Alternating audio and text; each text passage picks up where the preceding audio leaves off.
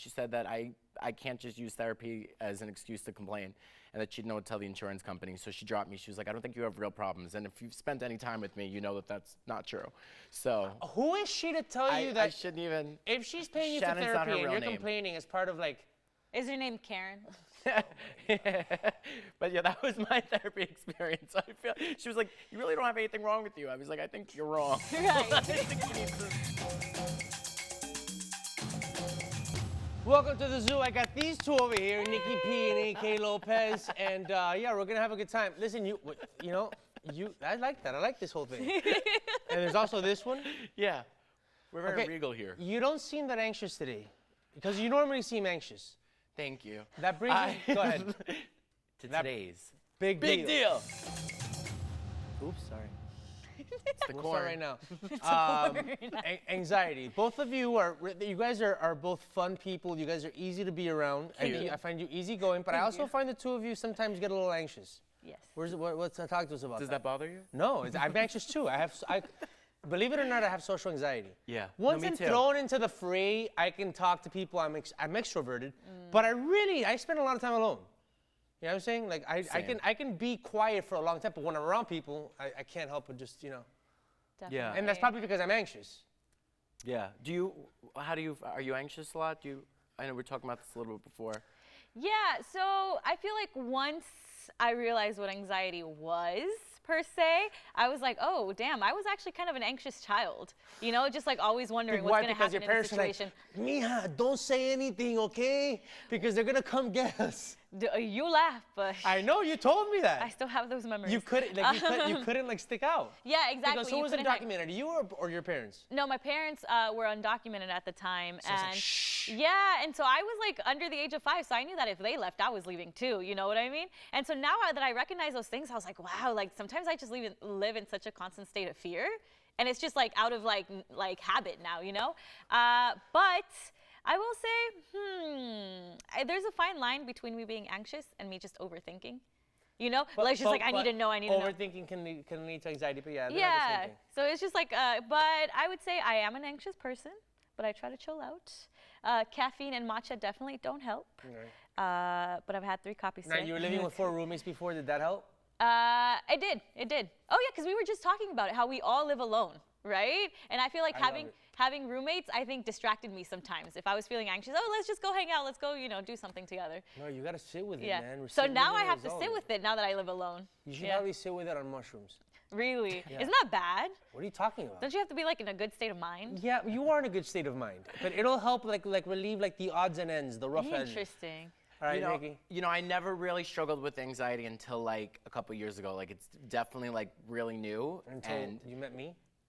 Like in the last 2 years, Is it a coincidence or? And on a previous show, we were just talking about dealing with pressure. I think as a performer, so that's where a lot of my anxiety comes from. Like I think if I just like was quiet and worked at Walmart, I wouldn't be as anxious. But I feel like the pressure of constantly always having to be out there and working, that's where I really get anxious. Do you still get anxious before comedy shows? Oh, I get anxious for everything. Sometimes even before I come here, because it's important to me. You always want to lead with your best stuff, and you want to be the best, and you always want to give 110%. But that weighs on you when you do that all the time. So that's really like what I've been struggling with recently. And I'm like, okay, you don't have to be perfect all the time. It's okay to not be great. So, Nikki, for some people that don't know, sometimes you'll do like, for instance, today, we'll shoot all day today, and then you'll go and do 2 comedy like specials after, not just 1, but like 2. So Wait, sometimes you're doing a comedy special tonight, or I'm doing a couple shows, one in Long Beach and one in show. NoHo. Oh, sorry. Specials. Sorry. She's manifesting it for me. Thank you. Listen, he's already on the billboard in Vegas. You know what I Well, mean? he's on the billboard at the Laugh Factory. Well, there you go. I drove by the other day and saw it, my friend. We need to go and take pictures in front of it and just be like. Yeah, I was in the middle of traffic. I should have. But congrats. Thank you. But what I was gonna say, so how does that happen then? You're dealing with a lot of anxiety for this show. Do you then feel anxiety for just the night in general, or for like every show that you do? I think right when I'm about to do it, and I think it's really internalized, and I think a lot of it comes from my need that I feel like, I want to give 110% all the time. But when you've been doing it for 12 years, like I have, it kind of weighs on you. So, we were talking with the previous guest about how he deals with like fear and performance and not letting it impact how you do, but it's new. that I have such bad anxiety. It's like in the last 2 years, and I really do. I freak out, and then I'm like, nobody cares that much. Like, chill. Well, you're putting pressure on yourself, and that adds to the anxiety. Like, I have anxiety too. I'm just learning how to work with it and deal with it. Like, I don't think anxiety goes away. I think more people are anxious these days, though. Even though I feel like back in the day they had to deal with crazier stuff, and we're actually not in all parts of the world, obviously, right now, but in our part of the world, in our life, living in LA, our existence is pretty safe and sound and kind of insulated from like real dangers. Right.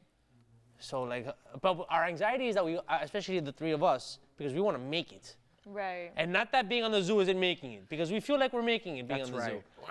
But I think that we're very like, we're like, come on. I get stuff done because I'll be more anxious sitting, like you talk about, you get more anxious being alone. It's true. And for me, I'll get more anxious if I'm feeling like I'm wasting my time. Okay. If I go do exercise, if I sit down and write a script, even if I read, I feel that's productive, right?